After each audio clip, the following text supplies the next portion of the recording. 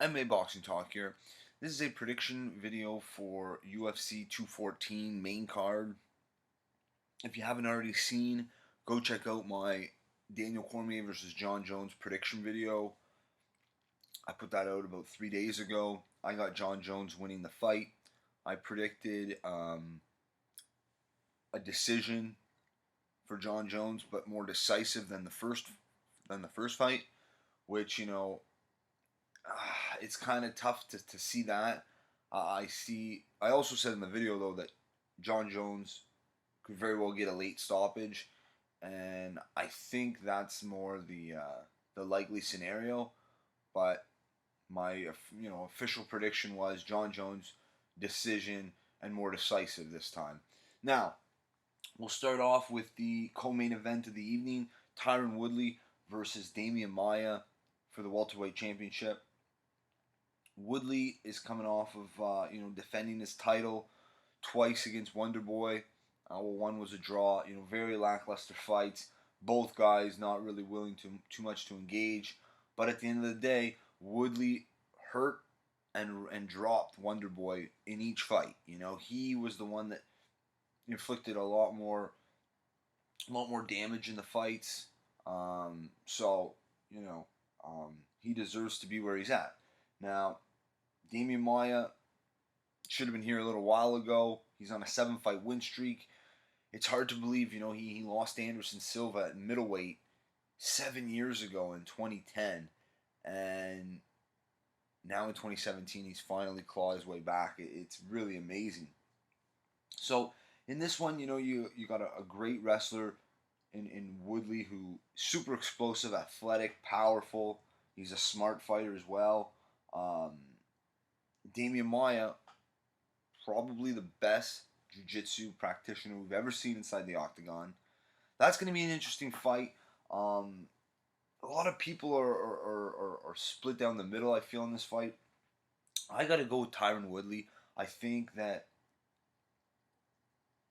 he's going to be very, very difficult to get to the ground and contain. I know that he's not the same as Masvidal, but Maia, he did good against Masvidal, but he didn't have his way with Masvidal like his previous opponents. And I think it'll be even less against Woodley. I think that once he gets hit once or twice by Tyron Woodley, he's not going to want any.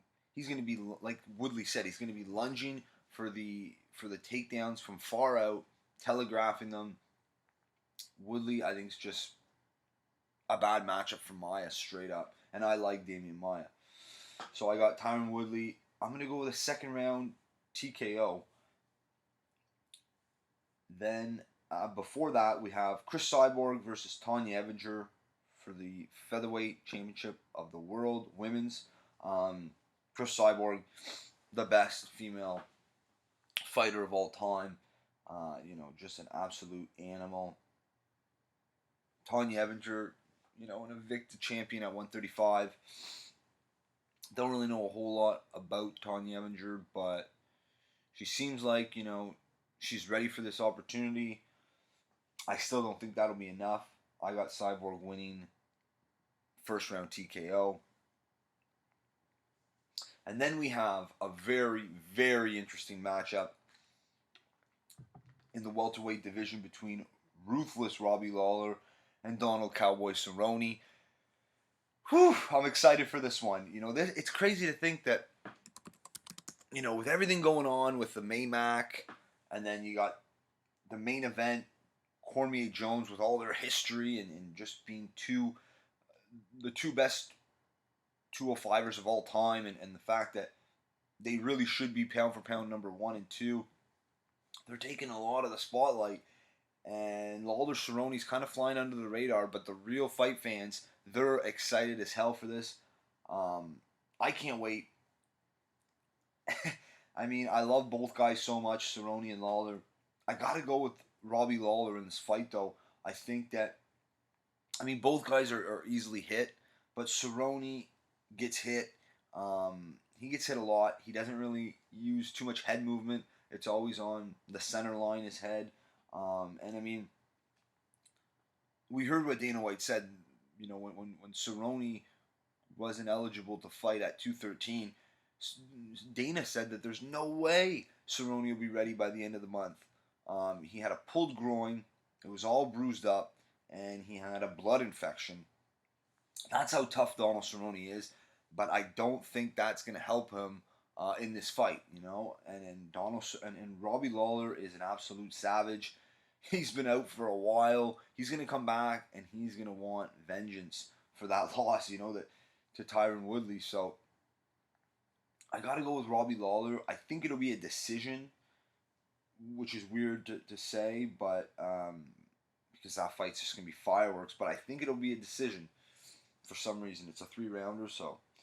And then the first fight on the main card is Jimmy Manuwa versus Volkan Ozdemir. Interesting matchup. You know, Ozdemir is really coming out of nowhere. Won his 2 first UFC fights. Had a split decision with OSP and recently knocked out Misha Serkinov in the first round, which was really surprising to a lot of people, including myself.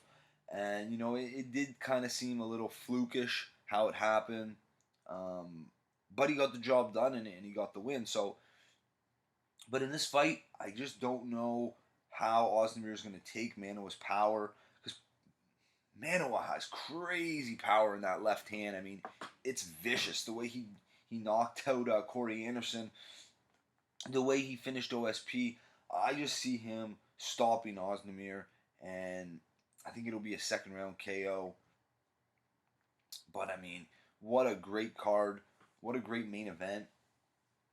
And then I'm going to make 2 more predictions on the prelims. Ricardo Lamas versus Jason Knight. I see that being a very entertaining, scrappy fight. I got to go with Lamas on the experience. He's been at this stage before. He's fought all the best. You know, Jason Knight is new to. You know, he just got into the rankings, which I know, you know, the rankings don't always mean anything. If you're not in the rankings, it, you know, doesn't mean you're a terrible fighter or anything like that. But I got to go with Ricardo Lamas. He's tough. He's very well rounded.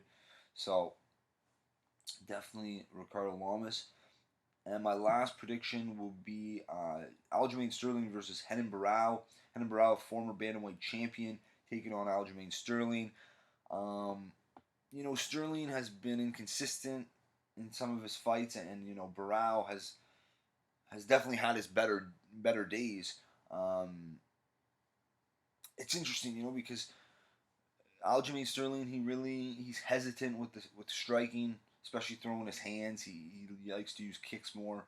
I don't think he's comfortable in boxing. Renan Barão, you know, great striker. He's got good hands, good kicks, great jiu-jitsu. I mean, very tough to take down. I don't think he's ever been taken down, Renan Barão. He's been knocked down, but he's never been taken down. But I see Aljamain Sterling getting maybe a split decision win. I'm not really sure why, but I think he's gonna get the job done. Personally, I thought Aljamain Sterling beat Rafael Assunção. It was a pretty close fight, but I thought he won 2 rounds. I'm not gonna say it was a robbery, but Sterling won that fight. And, you know, that would have been a really big win for his career against Rafael Assunção, who's been in the top 3 bantamweight for so long. But Sterling gets a chance against a former champion on a really big card. So I think he'll take advantage of this, and he'll get the job done. But that's it for this one. If you like the video, subscribe. And don't forget to check out my Daniel Cormier versus John Jones prediction video, which is the last video I uploaded. That's it for this one. If you like the video, subscribe. Check me out on Twitter at MMABoxingTalk1. Peace.